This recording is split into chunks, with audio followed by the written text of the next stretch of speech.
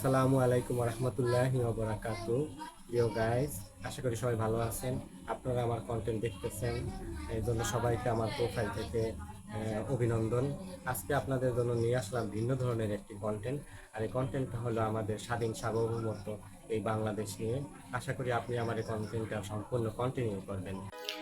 বাংলাদেশ স্বাধীন সার্বভৌম এক ভূখণ্ড, আমাদের এই বাংলাদেশ সবুজের সমারোহে প্রাকৃতির অপরূপ রূপে পরিপূর্ণ আমাদের এই বাংলাদেশ।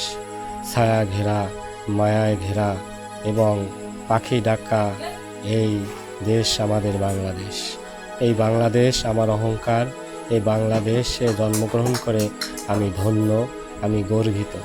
বাংলাদেশের আকাশ বাতাস আমাকে মুগ্ধ করেছে। আমি ভালোবাসি আমার দেশকে, ভালোবাসি এই দেশের মানুষকে।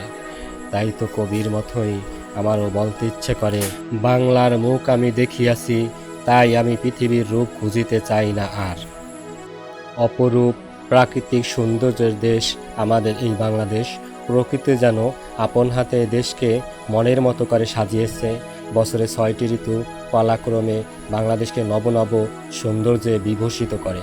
নদীমাতৃক দেশের দিগন্ত জোড়া ফসলের মাঠ, সবুজ গাছপালা পাখপাখালি রূপের মাধুর্যকে আরও বাড়িয়ে দিয়েছে। আমাদের বাংলাদেশের প্রাণকেন্দ্র ঢাকা, যা বাংলাদেশের রাজধানী হিসেবে পরিচিত।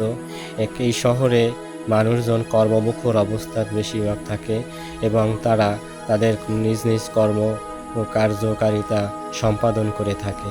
রাস্তাঘাটে থাকে গাড়ি ঘোড়া এবং রাস্তাঘাট সুশৃঙ্খল এবং সুসজ্জিত রয়েছে সব সময়।